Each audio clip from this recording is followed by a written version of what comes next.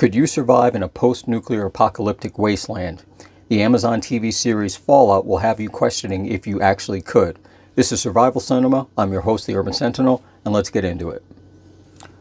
Full disclosure, Survival Cinema, my unwritten rule was I only do it about movies. It's quicker and concise. People can watch and absorb it, hour and a half, hour, 40 minutes, 2 hours. This is a TV series with multiple episodes, so I'm breaking my rules on that, but it's worth it.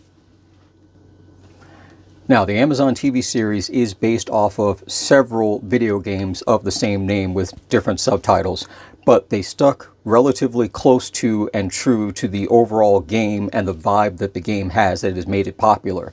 Now, with the TV series, this is season 1, came out last year.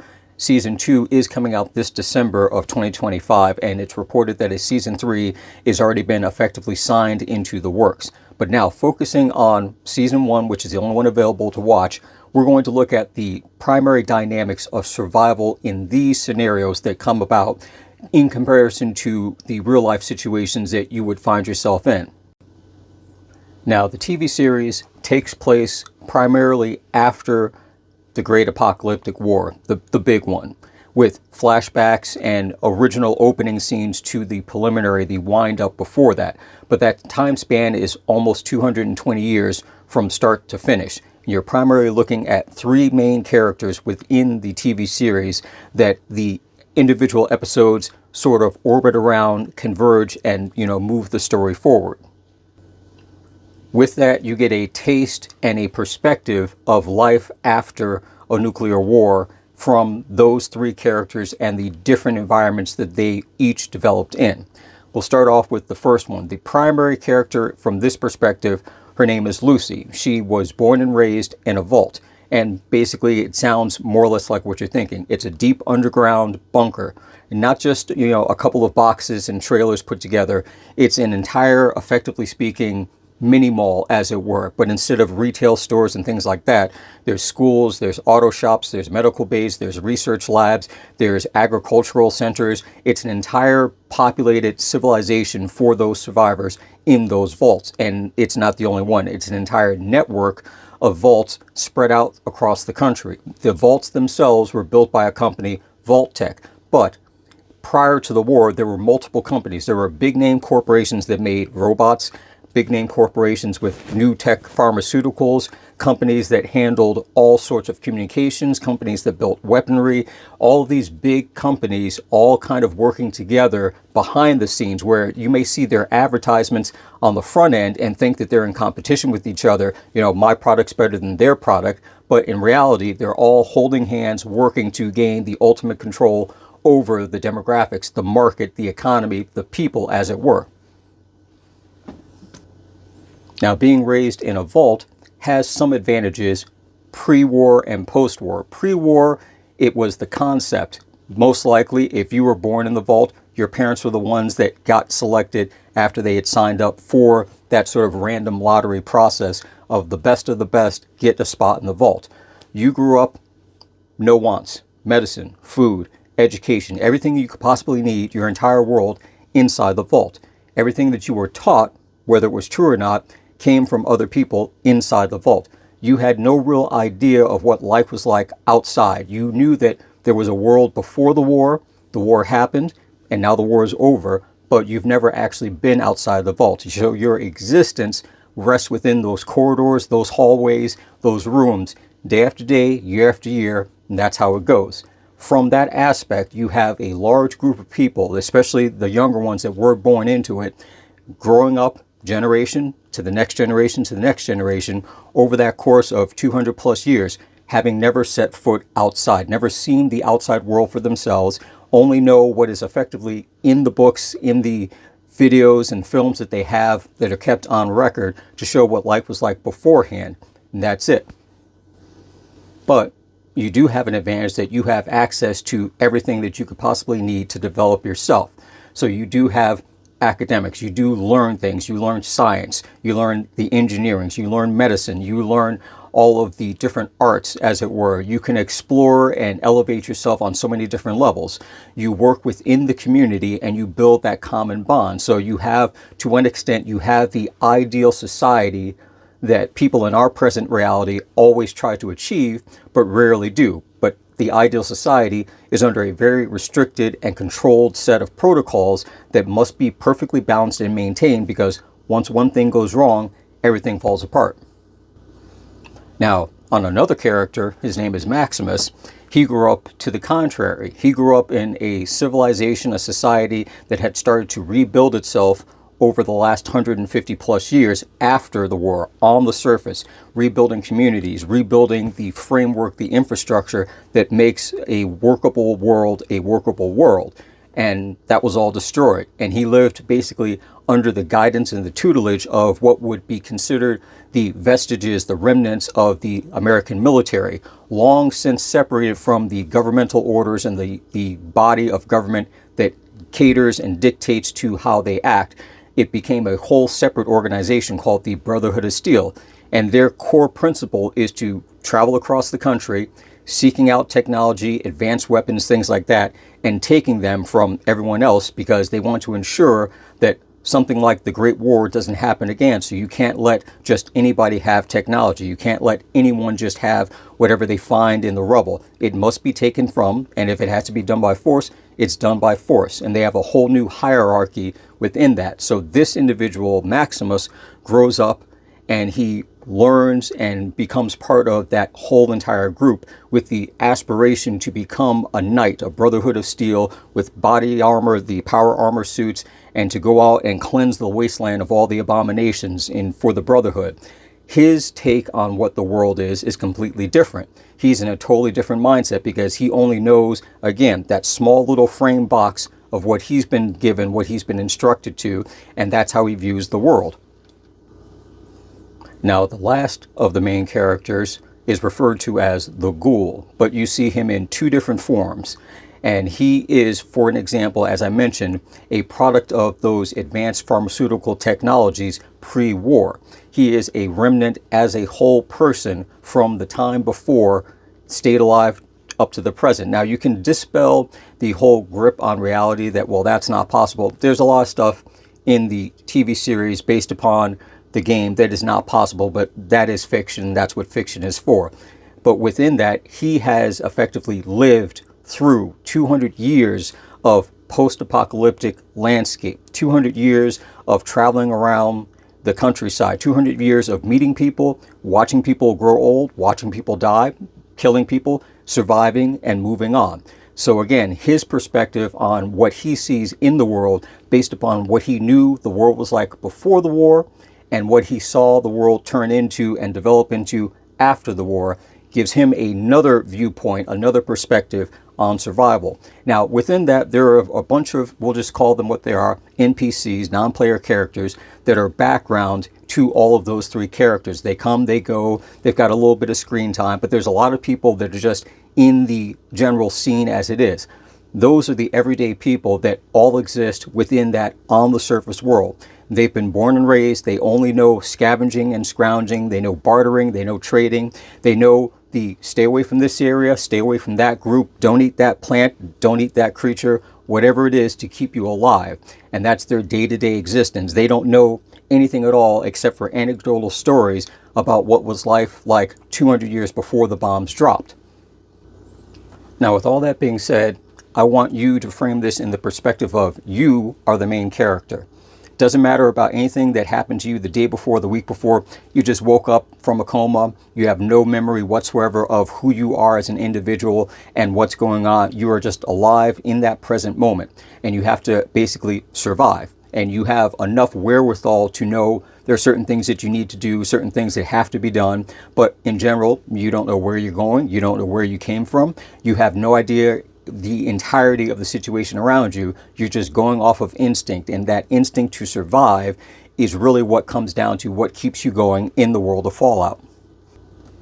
Now, within the show, as within the game, first thing first, pretty much everything can kill you. There are very, very few places and very few cases where there isn't something that is going to kill you. Think about it sort of like the Australian outback on steroids. You know, it's that level dangerous, both from, multi-legged creatures to the two-legged smooth-skinned creatures walking around. It's very rare to find a safe place to be. And if you do find it, you have to guard it and fight for your life to keep it, because there are going to be other people, other groups trying to take it from you.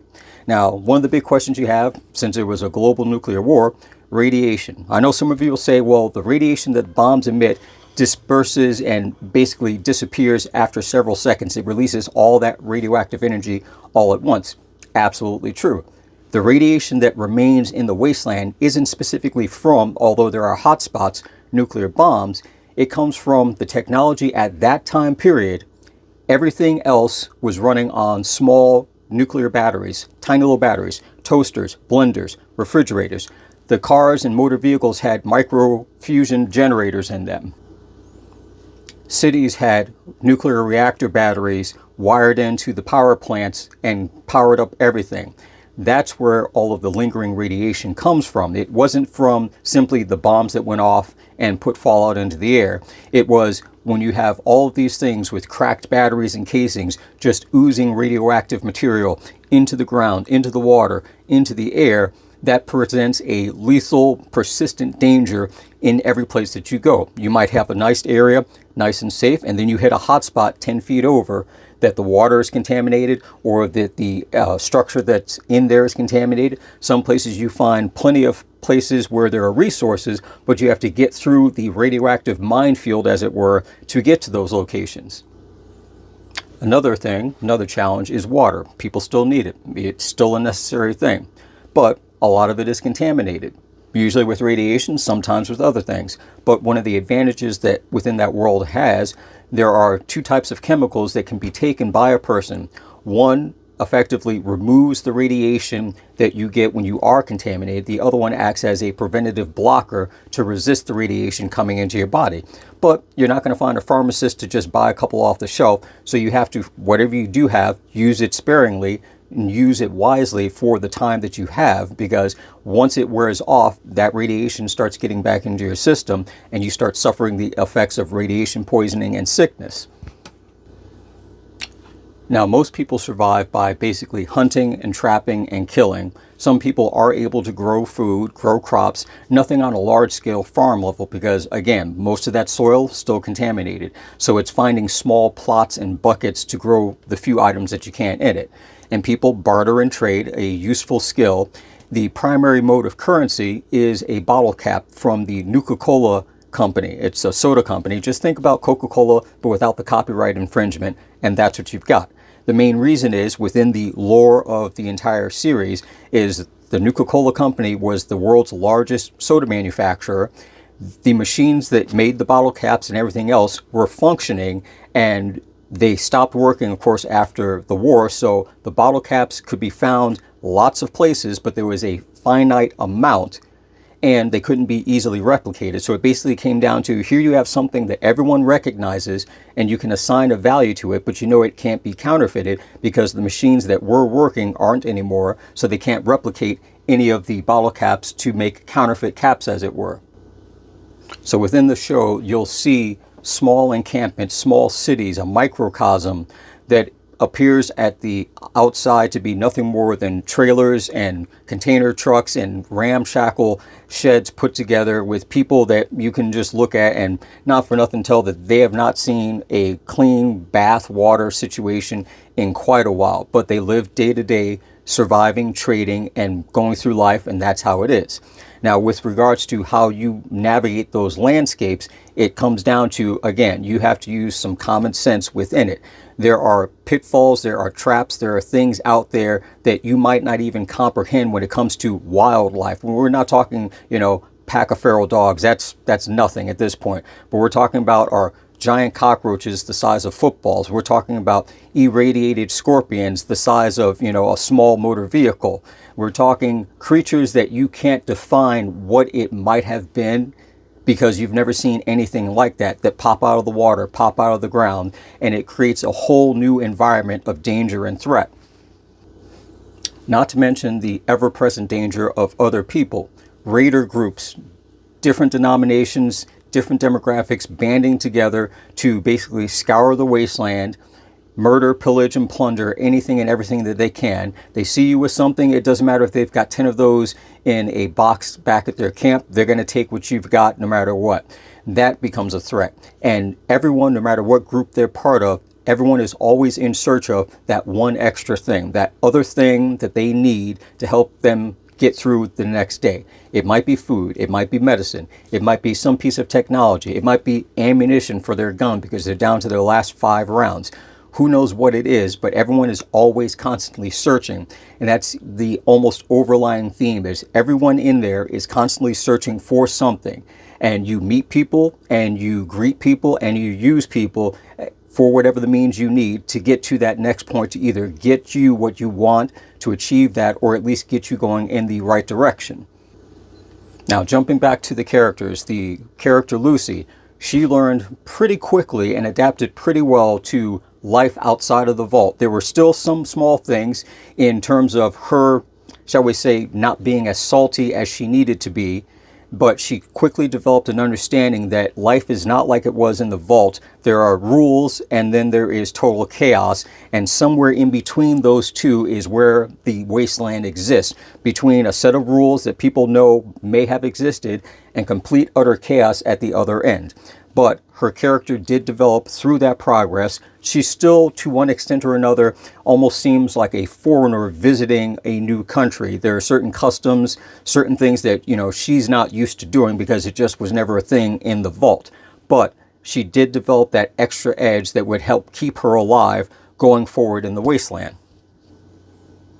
The young man that wanted to be a knight of the Brotherhood of Steel, he quickly accelerated because he saw more of taking the opportunity where it was, seizing upon a weakness, taking that small second to get one step ahead of the next person to do what he needed to do to move himself closer to his goal. Now, to one extent, was it cutthroat?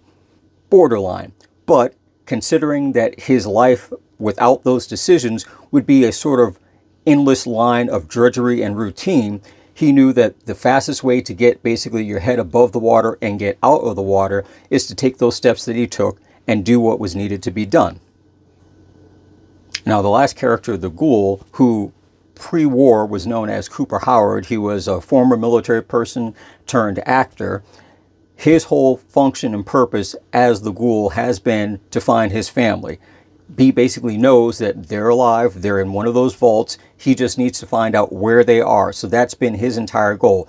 All the other stuff that he's done as effectively a bounty hunter out in the wasteland, taking names and all that kind of stuff, is just to move his personal ambition, his goal, his search forward to finding where his family is.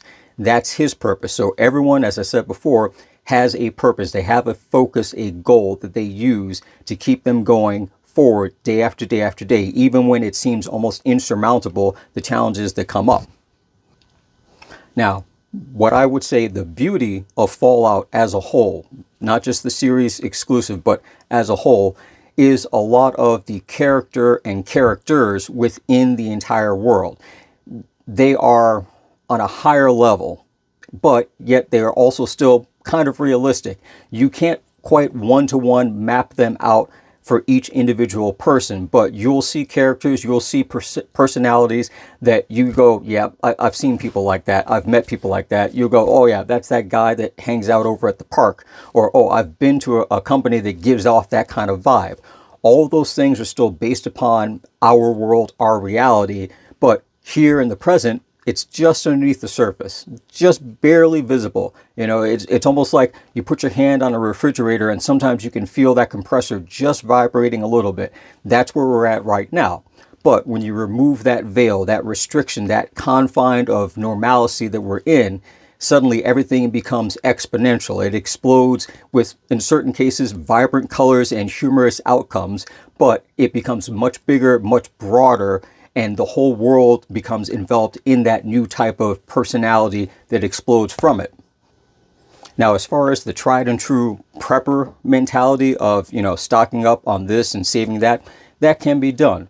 But again, unless you have a secured facility, a fort, a bunker, or at least a trailer that's still sitting upright, most of the time you're living off of what you can carry on your back, what you can drag in a cart, or what you can like hide and bury different places and hope that nobody finds it. You find an old refrigerator someplace, you throw your stuff inside, cover it with some dirt and some brush, and hope that it stays there while you go out and about and look for more stuff.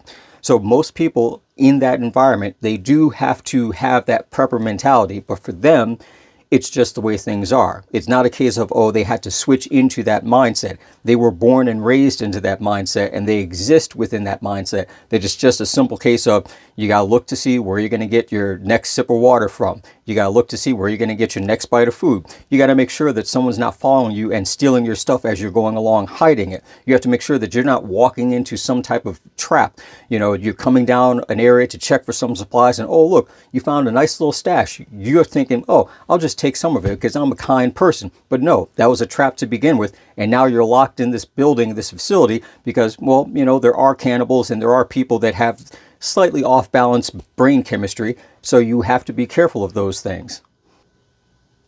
But strictly within the confines of the series, it's enjoyable to watch because, yes, there are some characters, as I said before, the NPCs, where you know that their screen time is going to be very limited.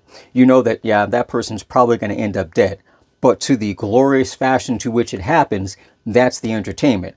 When you see that strange creature that pops out of the water, yes, couldn't exist in real life. That's something that isn't real. But within the confines of that world, of that universe, it would be absolutely both perplexingly confusing and terrifying at the same time to see something like that from your perspective as the main character coming at you. As that old adage is, always expect the unexpected and always expect to be surprised by it. So I highly suggest, if you have it, Amazon Prime, Fallout, watch season 1. The episodes are short. There's actually only 8 of them, I believe. So it's not something that's going to take weeks to months for you to finish. And currently right now, since there is only one season, you're not going to have to worry about trying to rush through multiple seasons before the next one starts. There's plenty of time between right now and December when season 2 comes out. And it's fun and entertaining. If nothing else, watch it purely for the entertainment value. You can make your mental side notes as you're watching and enjoying it about, oh, that's something that I would do. Or on the off chance that this happens, I probably do this. Because really, that's what survival cinema is about. It's about putting yourself into effectively the first person main character mode within that world and seeing how long you would last. Could you make it out of there? What would you do differently than everyone else there that led to their demise? How would you succeed? Even keeping to a realistic thought of maybe you wouldn't last all the way through, but maybe you'd last a little bit longer than somebody else. So December 17th, 2025, season 2 of Amazon's Fallout series comes out. That's all I got for you on this one. I'll catch you in the next one. When you have scenes like this, and you look at that and you think, what's going on? What is this about? And when you see this on here, it doesn't do it justice. It's too small. It's not as dynamic as being on a large TV screen to see with everything else, but it's also pretty impressive when you actually watch the entire scene. This, I'm just going to leave that there for a second. I appreciate the badassness of it, the badassery. It's a high level of maximum Riz capability on any living creature that there is.